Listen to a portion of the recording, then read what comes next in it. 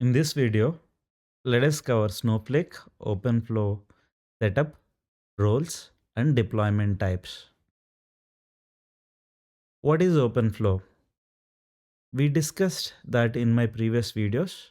Openflow is a Snowflake data integration service that helps to move data from any source to any destination. Openflow is built on Apache NiFi. The advantage of Openflow is Snowflake provides its own connectors. It is easy to use and ready to read the data from disparate sources and also able to ingest the data into Snowflake. Let us also cover roles and privileges.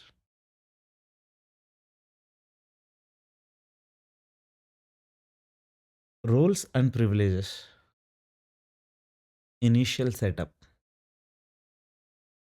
First, we have to run as an account admin and then create an Openflow admin role and grant account level privileges so that we can use Openflow.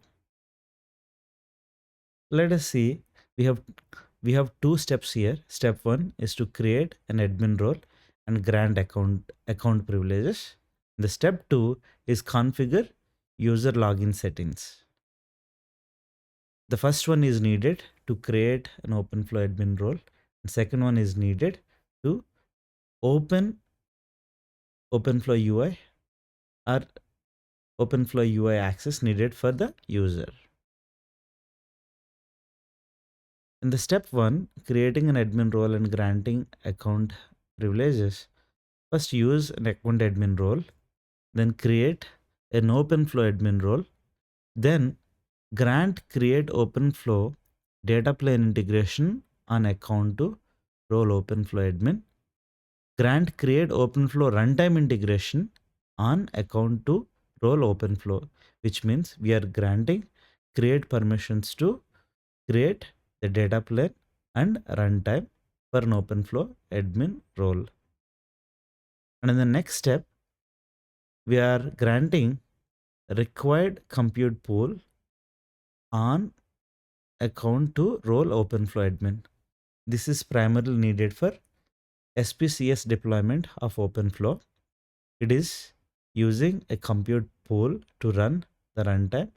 So account admin should grant create compute pool privileges to Openflow admin.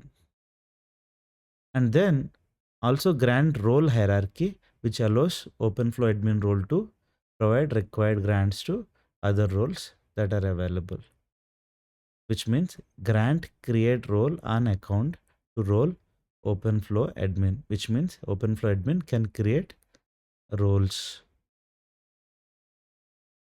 Assign the admin role to Openflow user.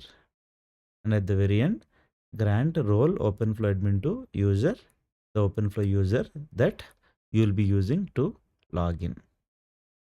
Now step 2 is to configure user login settings. It is needed for opening UI of Openflow. Important step here is account admin users cannot log into Openflow runtimes. It is very important that a user who is part of Openflow admin role has the required grants to open Openflow UI. So in this case, use role account admin, alter the user to set the default role to Openflow admin, and also alter the user to set default secondary roles to all. It is needed. So once you use that particular user to log in to access Openflow admin, and it is also, it doesn't need to switch to a different role to perform the actions that the user already has access to. Openflow actions are authorized using any of the user's roles, not just the default role.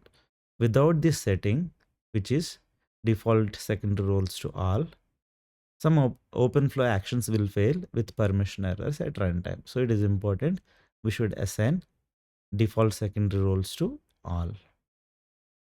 With this, we have covered the roles and privileges to initially set up OpenFlow UI.